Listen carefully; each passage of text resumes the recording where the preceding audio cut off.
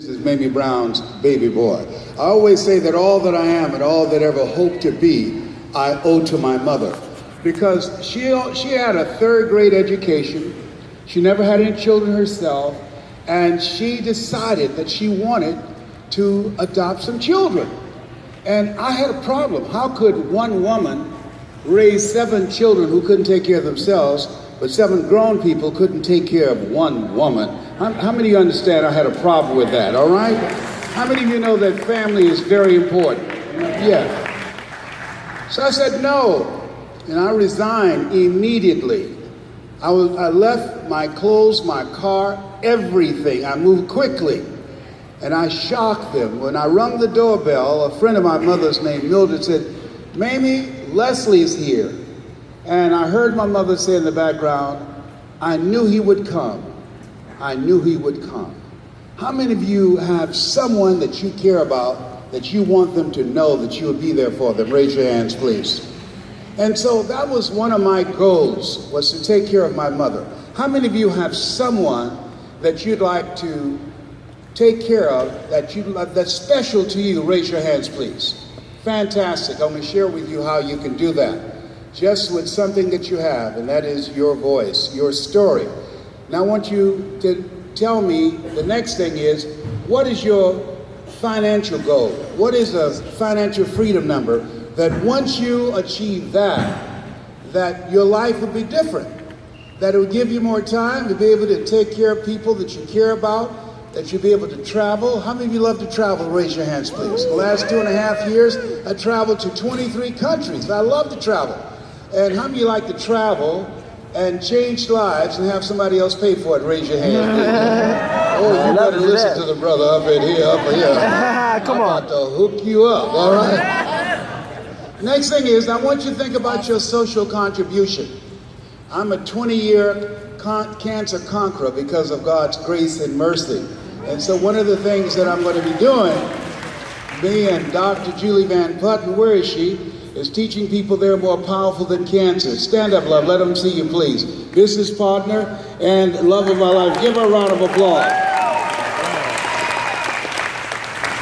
She's a PhD from The Ohio State University, and she's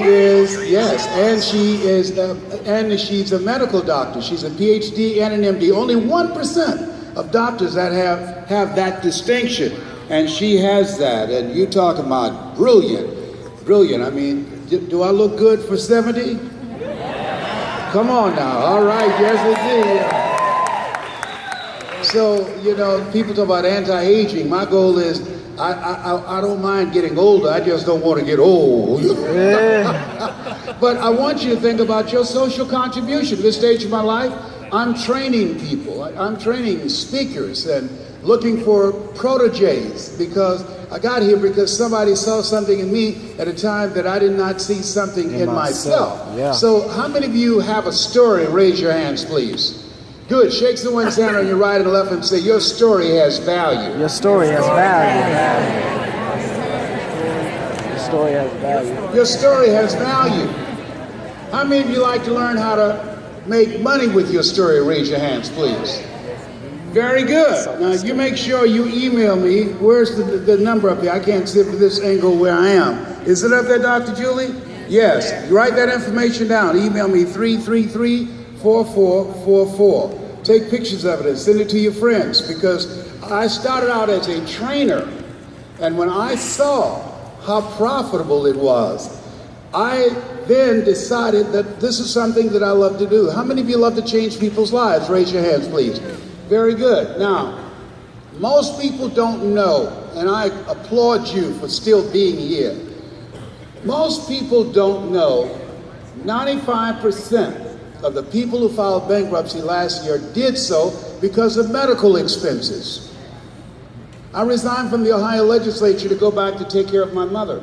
I wanted to be able to earn money and be available to her.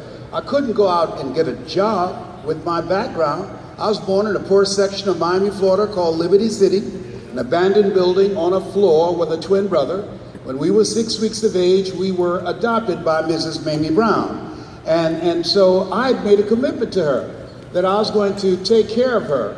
And I'm going to share with you how to communicate from the heart. That's her. Isn't she beautiful? Yes, and that's Leslie and I. We're the first two that she adopted. Now, am I on your right or on your left? Mind you, I'm the cute one now. Come on now. I'm on your left, all right?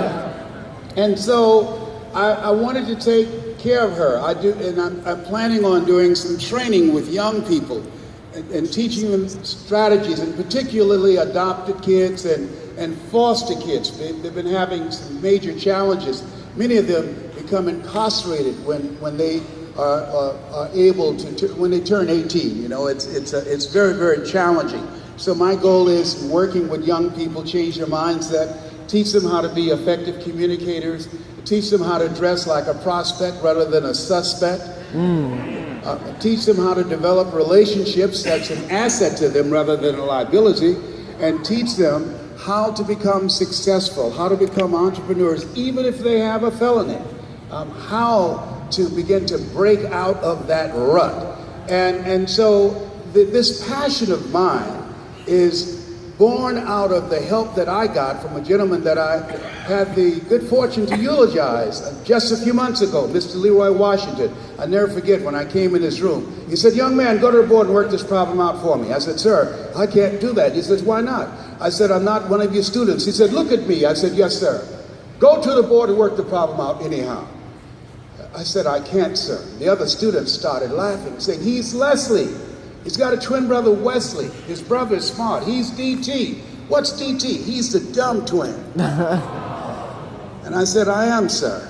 And he came from behind his desk and he looked at me. He said, "Don't ever say that again. Someone's opinion of you does not have to become your reality." Yeah. And that became a turning point in my life. On one hand, I was humiliated, but on the other hand, I was liberated, because he looked at me with the eyes of Goethe, who said, "Look at a man the way that he is, he only becomes worse. But look at him as if he were what he could be, then he becomes what he should be." And here's what I want to say to you. I don't know you, but here's what I know about you. You have something special. You have greatness within you. You have the ability to do more than you can ever begin to imagine. Here's what I know about you.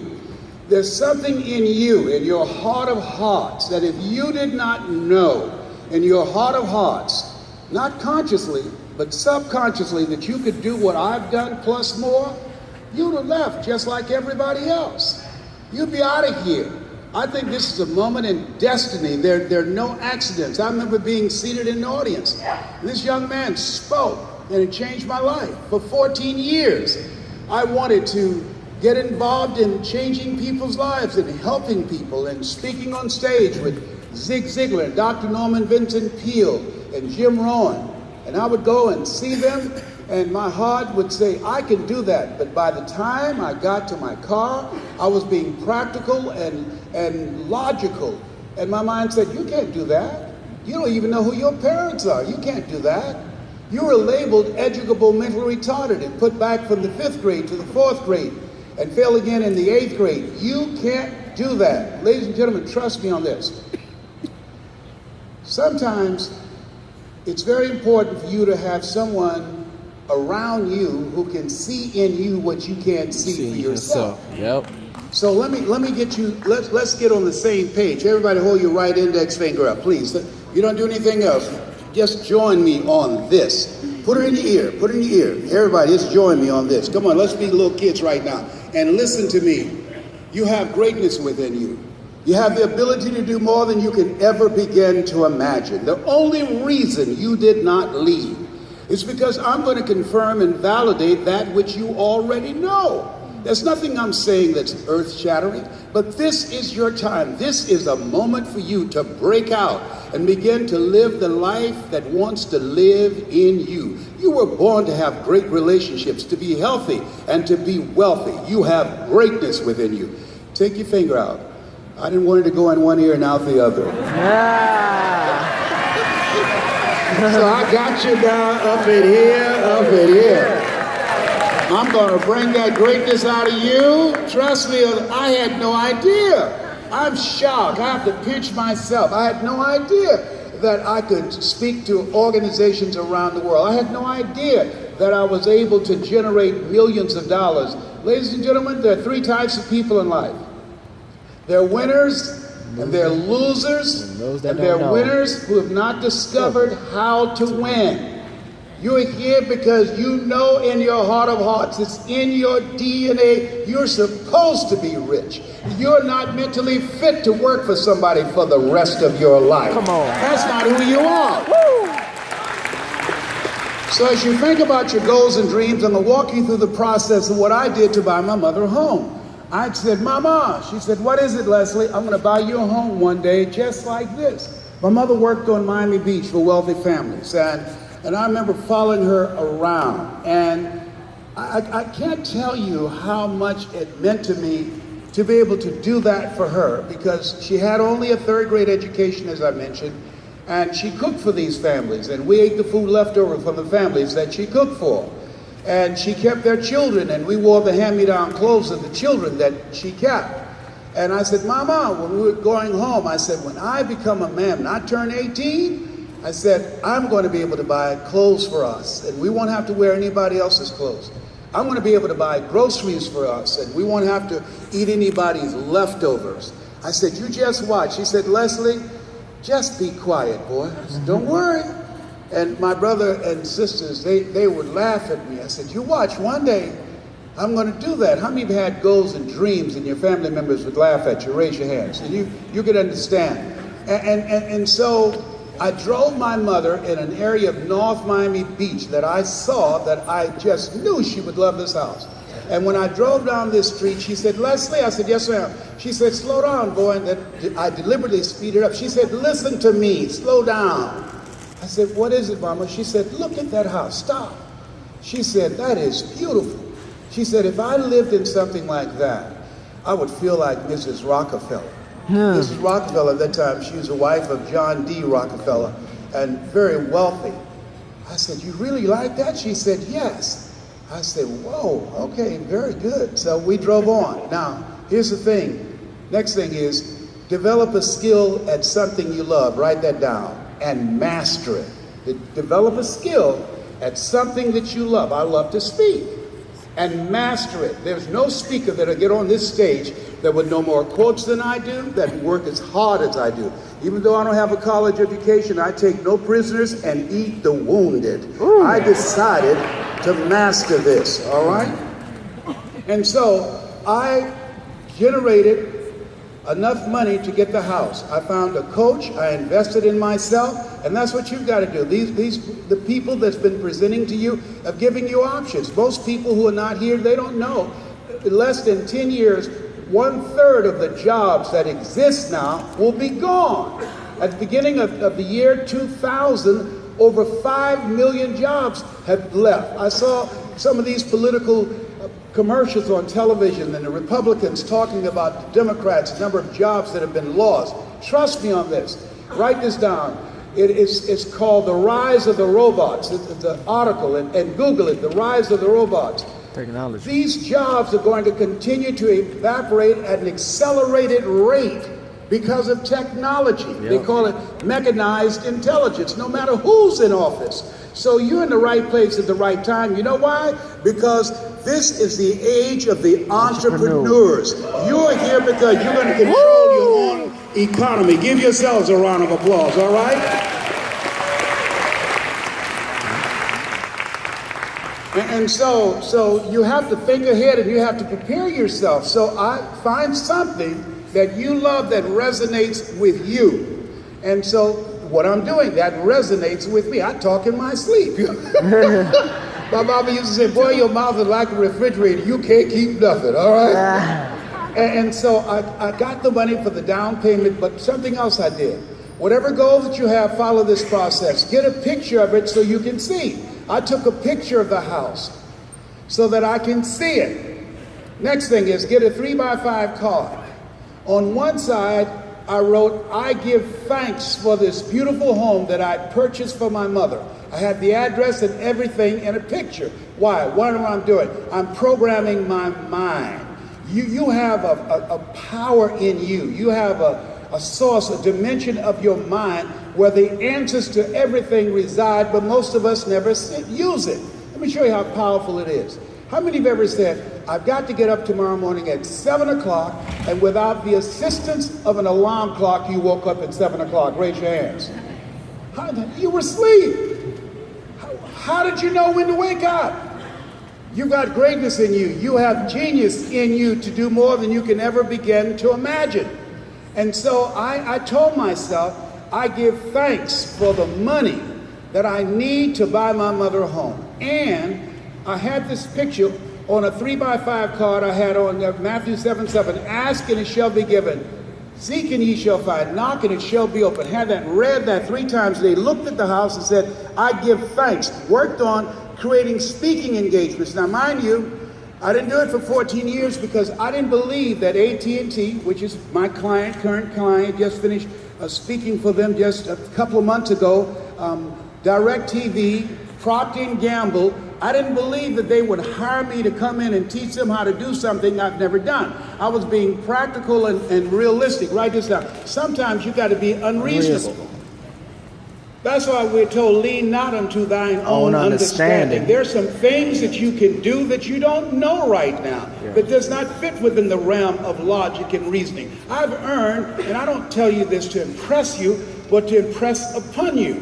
I've earned, Dr. Julie don't like me to say this, but you know why I'm going to say it to them? I want to shake them up because I want them to know who they are. I don't want the losers in here. I've earned over $410,000 in an hour and a half. I didn't know I could do that. I was shocked. I was shocked. Now, right there, shake someone's hand on your right and left and say, some of that money's got my name on it. Do that right now. Some of that money got my name on it. All that money got my name on it. I want you to know what's in your future because you were patient. I want you to know, trust me on this. This is no theory to me. This is what I know. I was determined. I told my mother, Mama, I will be there for you. I will take care of you.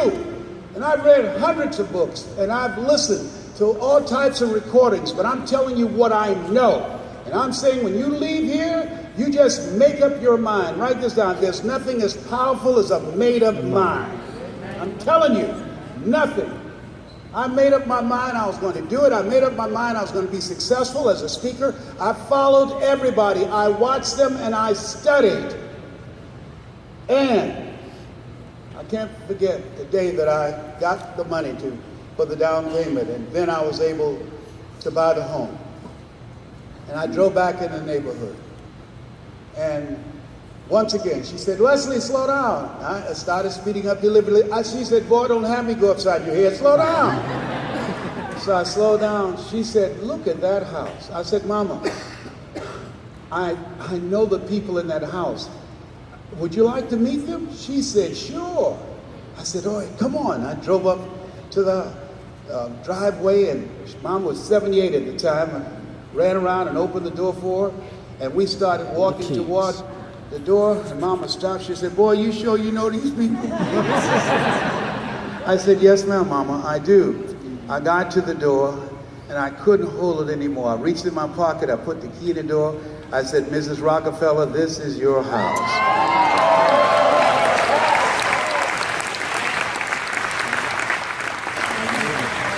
She said, what are you talking about, Leslie? Mama, this is your house. She said, yes, ma'am, Mama, it's fully furnished. I said, come on in. She said, anybody home? Mama, this is yours. I wanted to buy it for you all my life. I remember you going to work and say, Arthur's bothering me. And I said, who's Arthur? And you were talking about arthritis. I remember you fixing dinner for us and sit at the table. And you would watch us eat. You think I didn't see you when you were just moving your mouth, pretending that you had food in your mouth? I knew we didn't have enough food, but you didn't let us know that we could have shared food with you, and I offered you mine, and you said, no, I'm all right. Mama, I watch you, and I love you, and I admire you, and I wanted to do this for you. And she said, Leslie, you were such a problem kid. I said, I know, but I got money now. Come on. You know, people say money won't make you happy, but everybody want to find out for themselves. Yeah. A friend of mine named Rita Davenport said, you know, money ain't important, but it's right up there with oxygen. And let me tell you something, fellas, even if you're as homeless as I am, you got some money, women will find something cute on you.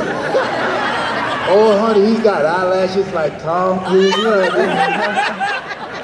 I used to be so broke, I walked past the bank and tripped the alarm. Creditors would call the house and my children would say, my daddy said he ain't home.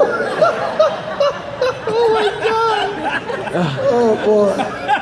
Our poverty sucks. You hear me? I tell you, when I have money, I don't have to take my medication as often, you know? It's a wonderful thing. Let me share something. I want you to say, repeat out to me, please. It's possible. It's possible. What you're doing right now is you're creating an atmosphere that allows you to manifest your greatness. And you have to have a mindset that I can do this. You are a 1%er. Over 1.4 million people in this city. You're in this room because you don't have the feeling that life is over for you.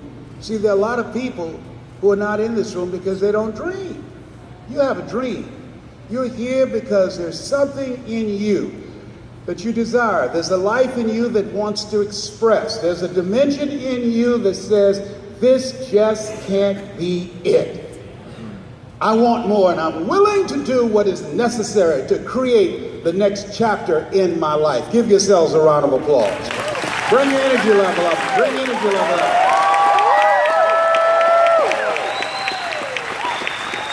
So you have to have a mindset that says, I can do this. Let us say together, I can do this. I can do this. Next thing is you got to be relentless. When you have goals and dreams, things are going to happen that you can't anticipate. I was diagnosed with prostate cancer. The doctor said, you have cancer. Cancer is the most feared word in 7 different languages. And no one wants to hear those 3 words. You have cancer. I said, can you give me a second opinion? Yes, and you're ugly too. No, you know I got problems. I got problems. Whatever. I got issues. And so the thing is this. Stand up inside yourself. My favorite book says, think it not strange that you face the fiery furnaces of this world. You will, not you might. You will have tribulations. Forrest Gump was right. Life is like a box of chocolates. You never know what you're going to get. How many of you know that? Raise your hands, please. Life is over the next year. Things are going to happen to you or people you care about. Am I making sense to you? I'm just telling you straight. I wish I could tell you all you have to do is just think positive and be enthusiastic and do this, and everything will work out all right. If somebody tell you that, here's what I say, they're lying. Life is challenging. It's very challenging. And so here's the good news. The good news is you're greater than your circumstances. The good news is you are more powerful than anything you've ever gone through. That's the good news. But most people surrender. Most people stop looking for ways in which they can change their life. Don't change what you're doing just by your showing up here. John F. Kennedy in 1961 called his cabinet together. The United States decided they're going to beat Russia to the moon. And they were prepared to be there for weeks or months if necessary. And he looked to his left for Werner von Braun, most brilliant German scientist of that day. He said, Werner, what will it take for us to go to the moon? You know what he said? The will to do it. The will to do it. What will it take for you to change your life? The will to do it. What will it take for you to become financially independent? The will to do it. What will it take for you to have your own business? The will to do it. What will it take for you, follow and say it with me, to overcome the challenges in your life? The will to do it. What will it take for you to create a new chapter in your life? The will to do it. Shake someone's hand on your right and left and say, I got the will. I got the will. I got the will. I got the will. You got to stand up inside yourself. Because life's going to throw a lot of stuff at you. I'm telling you what I know. I've been on this planet 70 years, and I'm standing on the stage because of God's grace and mercy. Amen. And I'm very, very grateful. Yeah. Here's something else. You got to be relentless and unstoppable. Things are going to happen. You're going to have setbacks. You're going to have disappointments. You're going to run out of money. People are going to tell you, oh, you can count on me, and they won't be there. That's a part of it. You're going to be rejected. That's a part of it. I went out to Los Angeles just about 3 years ago, and I had a producer driving me around. I wanted to have another talk show. I used to have a talk show in 1992 on television. And each person said, oh, he has energy, he has personality, he's obviously very, very intelligent. And that's what they said in front of me. And they said, can we have some time with your producer? And I said, yes. And I went to the car. And she came, they said, you have charisma and personality. They said, but you're old. I'm old? At that time, I was 67. Now, I used to do 142 push-ups on stage. I said, that little bird chest pump, I'll go back in, challenge him in some push-ups. She said, Les, get back in the car. You can't go in there and challenge a man to push-ups. You can't do that. I said, you're old. You're old. And I had been around probably to around 13 different studios. And when I said, well, you've done your part, and I thank you. But I had to say to myself, you know, there was a voice in you, oh, but I had to say to myself, I'm older, but I'm not old. There's a difference between being old and being older. Am I right? Yeah. And so I said, nobody's going to retire me. I will retire when I get ready to retire. Does that make sense to you? Yes. So here's what I'm saying to you. Write this down. Call your own shots.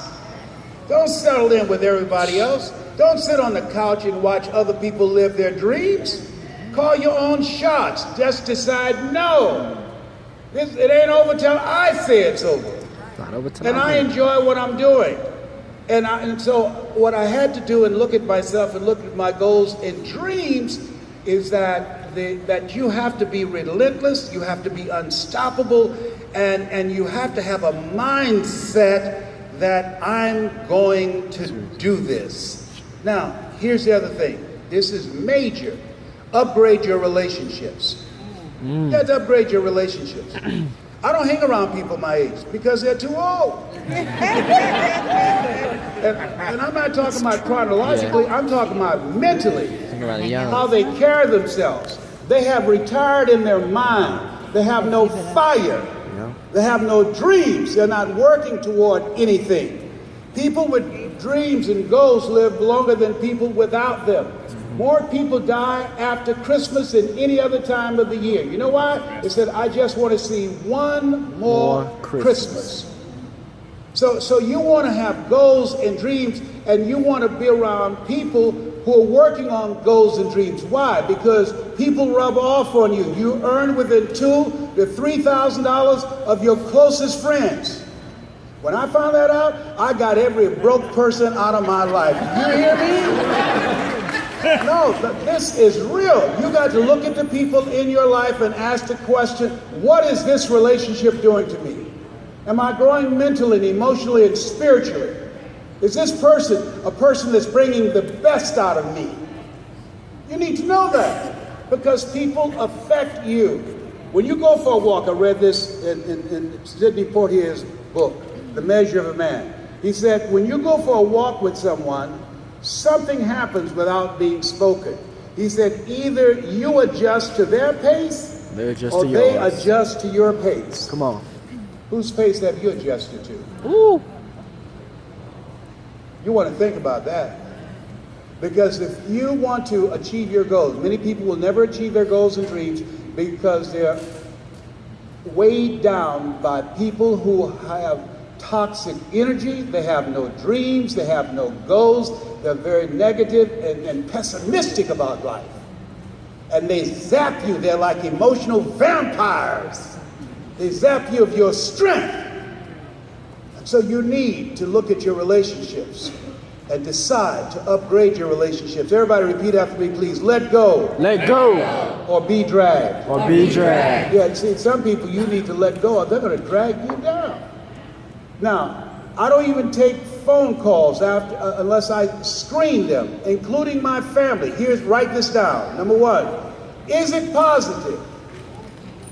If it's positive, I don't have the mental bandwidth for it. 10 o'clock. Is it positive? Number one. Is it productive? At this stage of my life, I don't have time for unproductive conversations. I'm building my business for my great-great-grandchildren. And so when I look at my life, you got a story. I just started with a story. I don't have any credentials. I wanted to buy this woman a home. And when I look at my background, you see those pictures there? Look here. When I see Liberty City, they did a study, the most exhaustive study on self-esteem and self-development between